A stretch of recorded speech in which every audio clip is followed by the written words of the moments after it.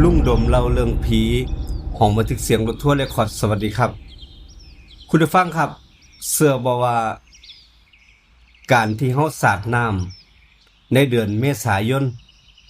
สาดน้ำในมื้อสงกรานต์มันแปลว่าจังไดครับสงกรานต์สำหรับหลายๆคนอาจเป็นแค่เทศกาลเล่นน้ำแต่ความเป็นจริงแล้วมันคือมื้อที่มีความหมายลึกกว่านั้นคำว่าสงกรานต์มาจากภาษาสันสกฤตสงกรานต์แปลว่าการเคลื่อนย้ายโดยเฉพาะการเคลื่อนย้ายของดวงอาทิตย์เข้าสู่ราศีเมษซึ่งถือเป็นการเริ่มต้นปีใหม่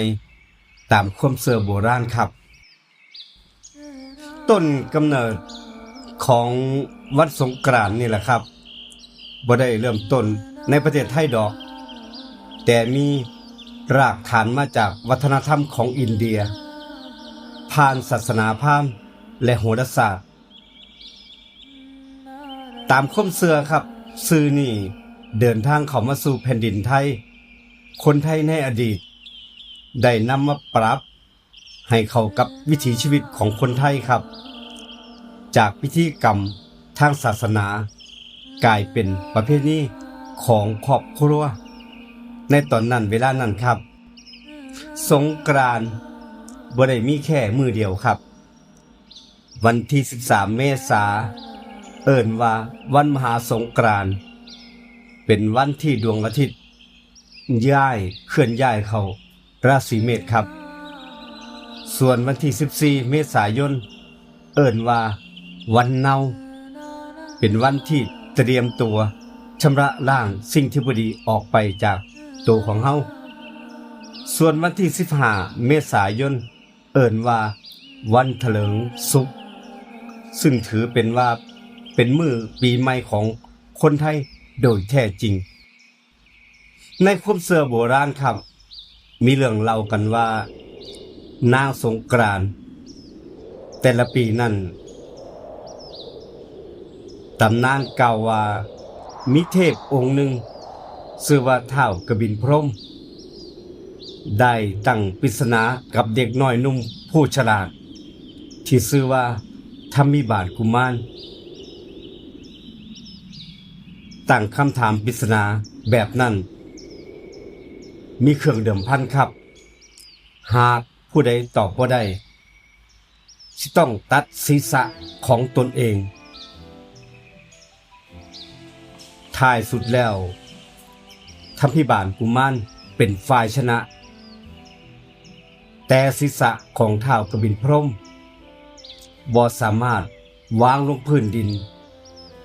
หรือว่าทิ้งลงน้ำได้ลูกสาวของเจ้าเมืองนี่แหละครับลูกสาวของเจ้าเมืองทั้ง7 คน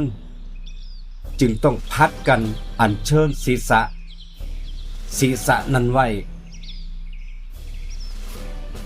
และนั่นคือที่มาของนางสงกรานต์ในแต่ละปีครับสิ่งที่เฮาเห็นกันทุกปีครับคือการสาดน้ำแต่ในอดีตแล้วมันบ่แม่นความสนุกสนานเพียงสาดน้ำอย่างเดียวน้ำคือสัญลักษณ์ของการชำระล้างสิ่งที่บ่ดีออกไปจากตัวของเฮาการรดน้ำคือการขอพรจากผู้หลักผู้ใหญ่เป็นการเริ่มต้นชีวิตใหม่ในมื้อสงกรานต์นั่นเองด้วยความเคารพและความตั้งใจดีทั้งด้านความเชื่อที่เกี่ยวกับบรรพบุรุษครับในช่วงที่